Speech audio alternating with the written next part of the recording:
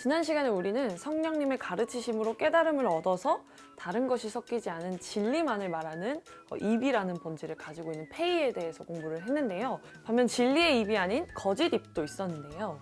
성령님의 가르치심과 그로 인한 올바른 깨달음 없이 사람의 계명을 가르치는 거짓말을 하는 입이었습니다. 그렇다면 우리는 어떻게 이 거짓 입, 의가 아닌 불의를 말하는 입에서 벗어날 수 있을까요? 이스라엘아, 내 하나님 여호와께로 돌아오라. 내가 불의함으로 말미암아 엎드려졌느니라. 너는 말씀을 가지고 여호와께로 돌아와서 아뢰기를 모든 불의를 제거하시고 선한 바를 받으소서. 우리가 숫송아지를 대신하여 입술의 열매를 주께 드리리이다. 이 장면은 불의함 때문에 엎드려진 이스라엘 백성들에게 말씀을 가지고 여호와께 돌아오라고 말하고 있는 장면입니다. 불의함은 열심은 있으나 올바른 지식을 따르지 않는 것을 말합니다. 내가 증언하노니 그들이 하나님께 열심이 있으나 올바른 지식을 따른 것이 아니니라. 하나님의 의를 모르고 자기의 의를 세우려고 힘써 하나님의 의에 복종하지 아니하였느니라. 그러니까 불의함은 하나님께 열심이 없는 상태가 아니라 오히려 열심은 있지만 하나님의 의를 모르고 자기의 의를 세우려고 하는 것을 말하는 것이죠. 문자적으로 말씀이 없어서가 아니라 올바른 지식이 아니라 자기의 열심, 자기의 의로부터 비롯된 말씀을 가지고 신앙생활을 하는 것이 바로 불의함입니다. 진정한 의가 아닌 불의를 따르는 것이죠. 그래서 아까 살펴본 이 호세아 말씀에서 말씀을 가지고 여호와께로 돌아오라고 한 것은 자기의 의에서 비롯된 말씀, 불의가 아니라 올바른 지식을 가지고 다시 돌아오라는 말씀입니다. 이 올바른 지식을 가질 때 불의함이 제거되고 입술의 열매를 드릴 수 있게 됩니다. 그러니까 입술의 열매는 거짓된 입술, 속이는 혀에서 벗어나 진리가 온전히 주어졌을 때 맺을 수 있는 것이죠. 그렇다면 왜 숫송아지가 아니라고 말씀하셨을까요? 소를 잡아 드리는 것은 살인함과 다름이 없이 하고 어린 양으로 제사를 드리는 것은 개의 목을 꺾음과 다름이 없이 하며 드리는 예물은 돼지의 피와 다름이 없이 하고 분향하는 것은 우상을 찬송함과 다름이 없이 행하는 그들은 자기의 길을 택하며 그들의 마음은 가증한 것을 기뻐한즉. 이사야 선지자가 이스라엘 백성들이 율법을 따라서 하나님의 말씀을 따라서 소를 잡아 제사를 드렸는데도 살인했다고 말하고 있는 장면입니다. 그리고 그 이유가 실제로 그들이 살인을 했기 때문이 아니라 겉으로 보기에는 말씀을 그들이 따랐지만 사실은 자기의 길을 택했고 그들의 마음은 가증한 것을 기뻐해 그들이 드린 예물과 제사의 본질이 사실상 이방인의 제사와 다를 바가 없다고 말하고 있는 겁니다. 그러니까 이스라엘 백성들이 예배를 드리지 않았다는 게 아니죠. 잘못 드리고 있다고 말하는 겁니다. 말씀을 따르기는 했지만 온전한 순종이 아니었던 것입니다. 다윗이 밧세바와 동침한 후에 나단 선지자로부터 책망을 받는데요. 그 후에 썼던 시편입니다. 하나님이여 나의 구원의 하나님이여 피 흘린 죄에서 나를 건지소서. 내 혀가 주의 의를 높이 노래하리이다. 주여 내 입술을 열어주소서. 내 입이 주를 찬송하여 전파하리이다. 주께서는 제사를 기뻐하지 아니하시나니 그렇지 아니하면 내가 드렸을 것이라. 주는 번제를 기뻐하지 아니하시나이다. 다윗이 먼저 피 흘린 죄에서 자기를 건져주실 것을 그리고 자기의 입을 열어 찬송하게 해달라고 간구합니다. 우리가 지난 시간에 입을 열다 라는 개념을 같이 공부했었죠. 그리고 하나님께서 피 흘린 죄에 있는 자신의 제사와 번제를 기뻐하지 않으신다고 고백합니다. 하나님께서 구하시는 제사는 상한 심령이라. 하나님이여 상하고 통회하는 마음을 주께서 멸시하지 아니하시리이다. 주의 은택으로 시온의 선을 행하시고 예루살렘 성을 쌓으소서. 그때 주께서 의로운 제사와 번제와 온전한 번제를 기뻐하시리니 그때 그들이 숫소를 주의 제단에 드리리이다. 하나님께서 구하시는 제사는 상한 심령이고 통회하는 마음이고 이 통회하고 상한 마음을 멸시하지 아니하시는데 이 바로 다음에 시온의 선을 행하신다는 걸 보면 여기서 이제 상한 심령과 통회하는 마음으로 제사를 드리는 자가 바로 시온이라는 것을 우리는 알 수 있습니다. 상한 심령으로 제사를 드릴 때 의로운 제사가 되고 온전한 번제가 되어서 하나님께서 기뻐 받으신다고 합니다. 그리고 그때 숫소를 드리는 것은 기뻐하신다고 다윗이 시를 썼네요. 불의함, 죄에서 말씀을 가지고 돌아와서 나의 말씀, 나의 의로서가 아니라 하나님이 기뻐하시는 뜻에 온전히 순종하여 제사를 드릴 때만 하나님께서 기뻐 받으신다는 것입니다. 그때의 숫송아지와 아까 이사야서에서 그거 살인이야 라고 했던 숫송아지는 완전히 다른 것임을 알 수 있겠죠? 자기의 길을 택하고 마음이 가증한 채로 드리는 것, 즉 불의로 드리는 제물인 숫송아지는 받으시지 않는다는 것입니다. 그러나 하나님의 선한 바, 하나님이 기뻐하시는 뜻에 따른 제사의 예물은 기뻐 받으신다는 것이죠. 그리고 이것을 바로 입술의 열매라고 합니다. 사실 여기에는 번역의 과정에서 생긴 좀 재밌는 일이 관련이 되어 있는데요. 히브리서 기자가 호세아서의 말씀을 인용합니다. 이 말씀을 이렇게 인용합니다. 둘 다 열매가 등장하는데요. 인용을 했으니까 당연히 똑같이 등장하겠죠?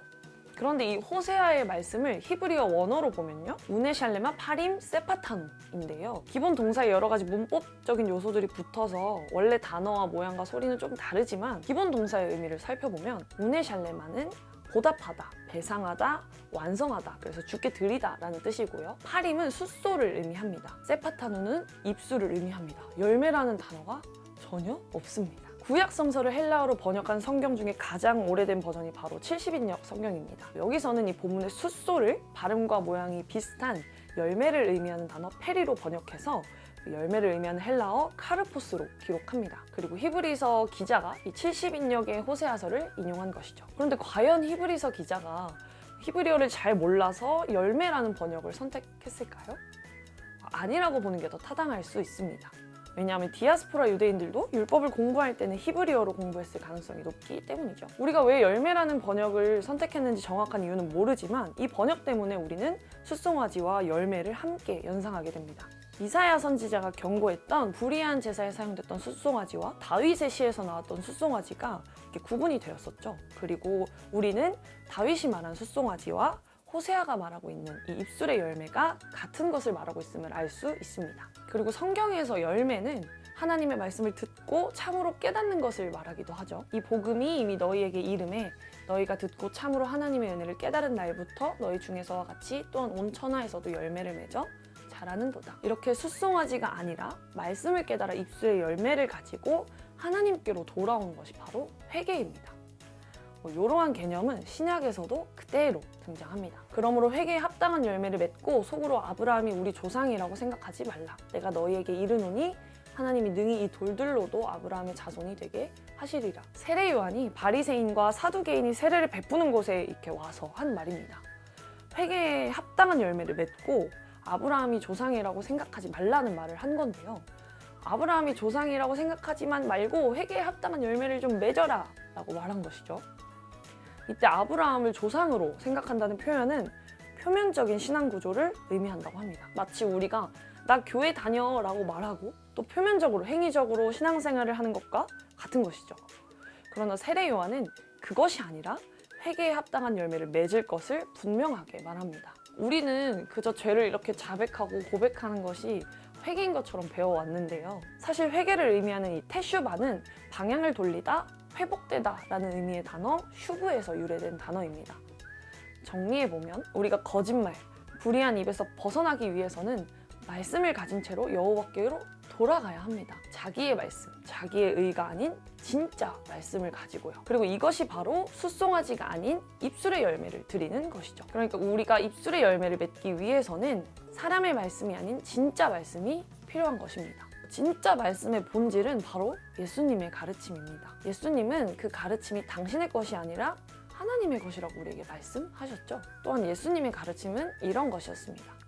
또 이르시되 내가 너희와 함께 있을 때에 너희에게 말한 바 곧 모세의 율법과 선지자의 글과 시편의 나를 가리켜 기록된 모든 것이 이루어져야 하리라 한 말이 이것이라 하시고 이에 그들의 마음을 열어 성경을 깨닫게 하시고 예수님은 이 땅에서 하나님의 나라를 비유로 가르치셨는데요. 이러한 예수님의 가르침에는 율법과 선지자, 시편의 본질, 그러니까 하나님의 말씀의 본질이 감추어져 있다는 것입니다. 바울은 말씀을 깨닫지 못하게 덮었던 수건이 그리스도 안에서 벗겨질 때 율법의 말씀을 깨달을 수 있다고 말했었는데요. 그러나 그들의 마음이 완고하여 오늘까지도 구약을 읽을 때에 그 수건이 벗겨지지 아니하고 있으니 그 수건은 그리스도 안에서 없어질 것이라. 오늘까지 모세의 글을 읽을 때의 수건이 그 마음을 덮었도다. 그러나 언제든지 주께로 돌아가면 그 수건이 벗겨지리라. 그리스도의 가르침으로 인해 율법을 깨닫지 못하게 했던 수건이 벗겨진다는 것이죠. 그 수건은 우리가 주께로 돌아가면 벗겨진다고 바울은 말했습니다.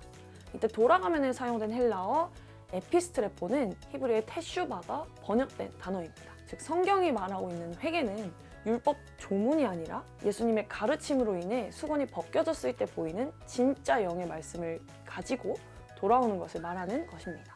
아버지의 말씀, 율법의 본질을 온전히 깨닫고 예수님의 말씀과 가르침으로 나아가는 것이 바로 진정한 회개인 것입니다. 즉 우리는 그리스도의 가르침 없이는 진정한 회개에 닿을 수 없겠죠. 입술의 열매를 맺을 수 없다는 말이 됩니다. 설교도 많이 듣고 성경을 많이 보아도 깨닫지 못하는 상태에 놓일 수 있다는 말입니다. 이사야의 예언이 그들에게 이루어졌으니 일렀으되 너희가 듣기는 들어도 깨닫지 못할 것이요 보기는 보아도 알지 못하리라. 이렇게 깨닫지 못해서 입술의 열매를 맺지 못하는 가지는 찍혀서 불에 던져지게 됩니다. 그리고 하나님의 나라를 빼앗기게 되고 열매를 맺는 백성이 그 나라를 받게 됩니다. 그러므로 내가 너희에게 이르노니 하나님의 나라를 너희는 빼앗기고 그 나라의 열매 맺는 백성이 받으리라. 그렇기 때문에 우리는 반드시 열매를 맺어야만 합니다.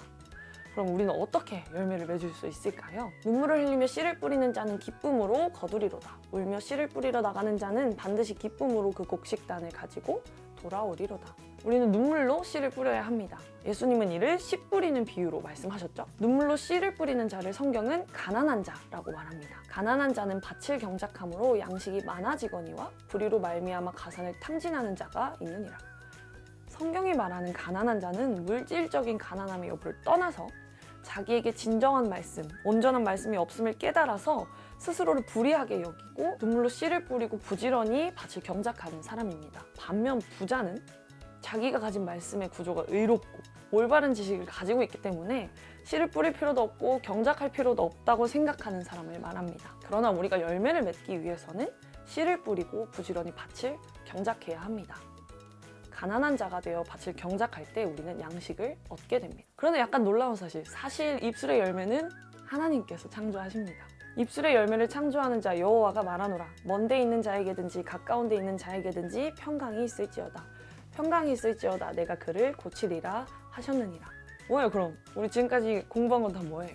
놀라지 말고 이전 말씀들을 좀 살펴보면 됩니다. 입술의 열매를 창조하신다는 것은 사실 우리를 고치시는 것입니다. 스스로의 불의함과 그로 인해 자기가 넘어져 있다는 사실을 깨달은 사람, 그래서 상하고 통회하는 마음으로 나아오는 겸손하고 가난한 자들을 소생시키셔서 말씀을 들고 하나님께 다시 돌아올 수 있도록 그 길에 거치는 것들을 제거하시고 그를 고치시는 것이며 돌아오는 그 길을 인도하시고 그와 그를 슬퍼하는 자에게 위로를 주시는 것입니다. 말씀도 읽어볼게요. 그가 말하기를 도두고 길을 수축하여 내 백성의 길에서 거치는 것을 제하여 버리라 하리라. 지극히 존귀하며 영원히 거하시며 거룩하다 이름하느니까 이와 같이 말씀하시되 내가 높고 거룩한 곳에 있으며 또한 통회하고 마음이 겸손한 자와 함께 있나니 이는 겸손한 자의 영을 소생시키며 통회하는 자의 마음을 소생시키려 함이라. 내가 그의 길을 보았은즉 그를 고쳐줄 것이라. 그를 인도하며 그와 그를 슬퍼하는 자들에게 위로를 다시 얻게 하리라. 이것이 바로 하나님께서 입술의 열매를 창조하시는 것이죠. 그렇지만 자신의 불의함을 깨닫지 못한 사람, 심령이 가난하지 않은 사람, 자신의 예배, 신앙, 말씀의 구조를 의롭다고 여겨서 밭을 경작하지 않는 사람은 열매를 맺지 못하게 되고, 이 열매를 맺지 못하는 사람은 열심히 예배를 드리고 말씀을 많이 보지만 마치 바울이 말했던 것처럼 수건을 뒤집어 써서 진짜 말씀은 깨닫지 못하는 것입니다. 그러면 결국 입술의 열매를 드리지 못하게 되겠죠. 이러한 자들은 아까 읽었던 이사야서에 나오는 하나님의 평강을 얻지 못합니다. 샬롬이 없는 것이죠. 오늘은 아주 긴 시간 동안 공부했지만 아직 있다. 끝!